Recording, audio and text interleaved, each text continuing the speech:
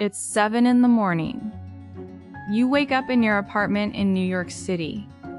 The sun is way too bright. Your head is pounding. Your throat feels like sandpaper. Your whole body aches. You need to see a doctor today. You call the clinic, you get an appointment, you walk in, and the doctor looks at you and asks, "So, what seems to be the problem today?" And your brain goes completely blank. The only thing you can think of is, "I am sick." Oh, we've all been there. And today, we are fixing that. Hi, I'm Nina. Welcome to another English practice session. Today we are going to the doctor together.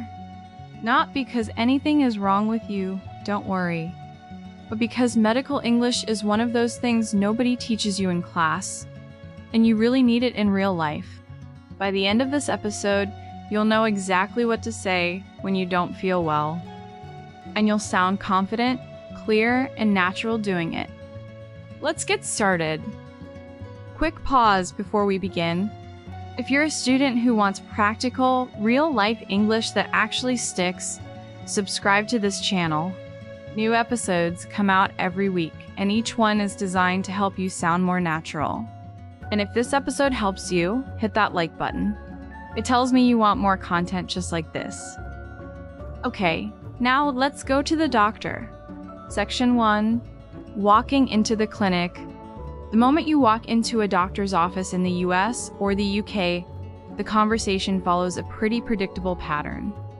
Knowing that pattern makes everything so much easier. First, at the front desk, you'll hear something like, "Do you have an appointment?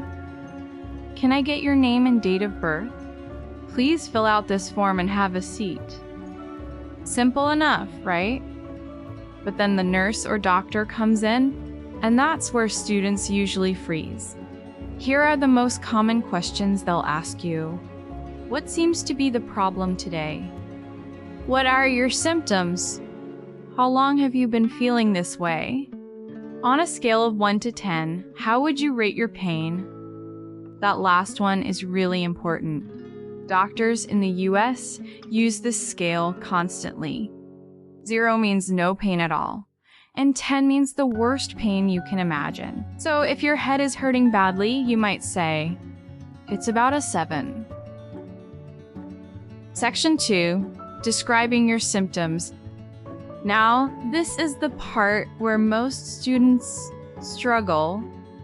You feel awful, but you don't know how to describe it in English. Let's fix that right now. Here are some of the most useful phrases for describing how you feel. Talking about your head and body. I have a headache. My head is pounding. This means a strong, throbbing headache. I feel dizzy. The room seems to be spinning. I feel lightheaded, like you might faint. My whole body aches. General pain everywhere. Talking about your throat and chest. I have a sore throat. It hurts to swallow. I've been coughing a lot. I have a stuffy nose. Congestion, blocked airflow. I have a runny nose. The opposite, fluid running from your nose. I'm having trouble breathing. Talking about fever and chills. I think I have a fever. I've been feeling hot and cold at the same time. I have the chills. You feel very cold and shivery, even when it's warm. Try to use 2 or 3 of these together when describing yourself. For example, I have a headache, a sore throat, and I've been feeling really tired for 2 days. That sentence tells the doctor almost everything they need to know. Section 3. Ache versus pain. The difference that makes you sound natural. Okay, this is the part I really want you to pay attention to, because this is the difference between a student answer and a native speaker answer. In English, we have 2 main words for discomfort, ache and pain, and they are not the same thing. An ache is a dull, constant, ongoing discomfort. It's been there for a while, and it doesn't suddenly stab you. It just sits there. Think of these compound words: headache, a constant pressure or throbbing in your head; stomachache, an ongoing discomfort in your belly; earache, a persistent, dull pain inside your ear; backache, that nagging soreness that comes from sitting too long or lifting something heavy. Notice that these words are all one word: headache, not head pain, not pain in the head, headache. A pain, especially a sharp pain, is sudden and intense. It hits you, maybe goes away, and comes back. It catches you off guard. Here's how you'd use it. I have a sharp pain in my chest when I breathe in. There's a sharp pain in my lower back when I stand up. I keep getting a sharp pain behind my right eye. So, to put it simply, ache is the slow burn. Pain is the sudden spike. And knowing this distinction does two things for you.